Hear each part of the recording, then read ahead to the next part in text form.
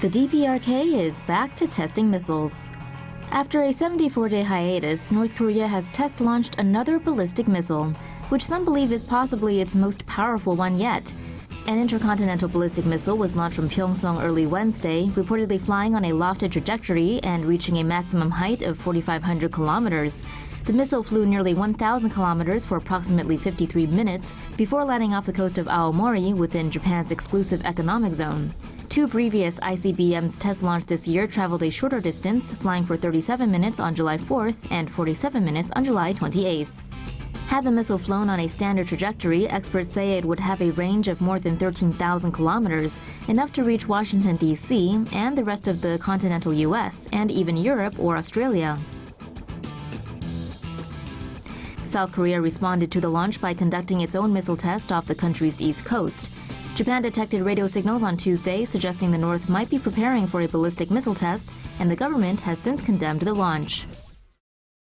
Keep watching for more North Korea shenanigans. How would the U.S. military fight North Korea? As tensions continue to mount on the Korean peninsula with no side backing down, the U.S. has threatened a massive military response to any potential North Korean nuclear attack. But what would that look like? The U.S. would likely deploy large groups of its Navy and Air Force to Japan, Okinawa, and Guam to bolster military presence there. A Stratfor analyst told Business Insider that they'd also possibly maneuver submarines and ships closer to the north and target nuclear facilities through airstrikes. Helicopter-deployed buoys would listen for North Korean submarines, which could then be destroyed by more advanced American underwater craft. Experts reckon the U.S. would not invade, but rather defend South Korea as the North Korean army charges the border.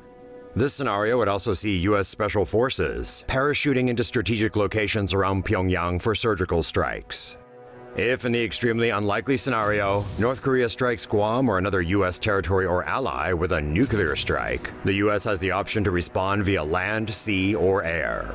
Most agree that the resulting American retaliation would lay waste to Pyongyang and kill thousands, if not millions.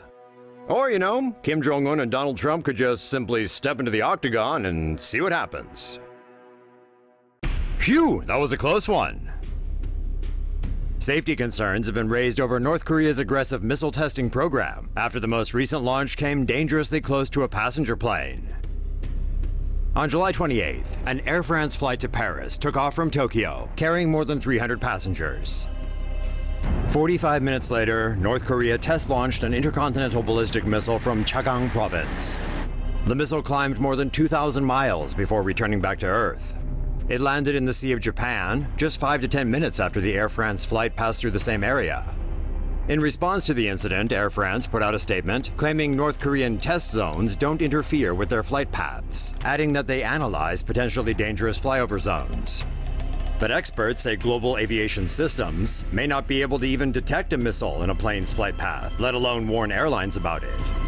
Adjusting commercial flight paths may be one way of addressing the North Korean safety risk, but it will be both expensive and difficult. Everything you need to know about North Korea's latest nuclear test. North Korean dictator Kim Jong-un took a break from not pooping at the weekend to make some boom boom. Big boom boom. On Sunday, September 3rd, North Korea conducted its sixth and most powerful nuclear test at the underground Ponguri nuclear test facility. According to the U.S. Geological Survey, the underground explosion resulted in a 6.3 magnitude earthquake. Estimates put its explosive yield at 120 kilotons. For comparison, the little boy bomb dropped on Hiroshima in 1945 had a yield of 15 kilotons. The recent North Korean test was 8 times stronger than that. But it's just over a third of the power of the recently tested U.S. remote-controlled nuclear bomb, the B-61-12. That holds a maximum yield of 340 kilotons. Meet the Castle Bravo. This had an explosive yield of 15,000 kilotons when it was tested in 1954. It's the most powerful American bomb to ever be tested, but it's not the strongest. This is the Tsar Bomba. This Soviet super nuke was tested in 1961 and had a blast yield of 50,000 kilotons. That's 400 times stronger than North Korea's latest test. But don't think that makes the North any less dangerous, because turning a test bomb into a deliverable nuclear payload is quite the challenge, and it looks like the North might already be there. There is speculation this weekend's test bomb will form the warhead component of the Hwasong-14, North Korea's intercontinental ballistic missile. This ICBM can reportedly hit Alaska. Over the weekend, the United States threatened a massive military response against the use of such a weapon against the US or its allies. Interestingly, President Trump is considering stopping trade with any country that does business with North Korea, aka China, because without the People's Republic's support, the North Korean regime would collapse. North Korea developing solid fuel missiles? Maybe. If you believe North Korean news, it looks like Kim Jong-un has the country developing new solid fuel missiles. Photos released by North Korean state media appear to show new solid fuel missile designs. One of the missiles was labeled Pyongsong 3, which could be the latest in its Polaris series. The Pyongsong 3 could have a longer range, as well as canister launching capabilities, which would make them easier to transport and harder to locate. A canister-based system would mean that North Korea could also fire the missiles via submarine. Solid fuel engines would allow for reduced launch times compared to liquid fuel missiles. Experts say it's more difficult to make out what type of design the other missile pictured was. Some speculated it was either a Hwasong-13 or Hwasong-11. Kaboom number 7.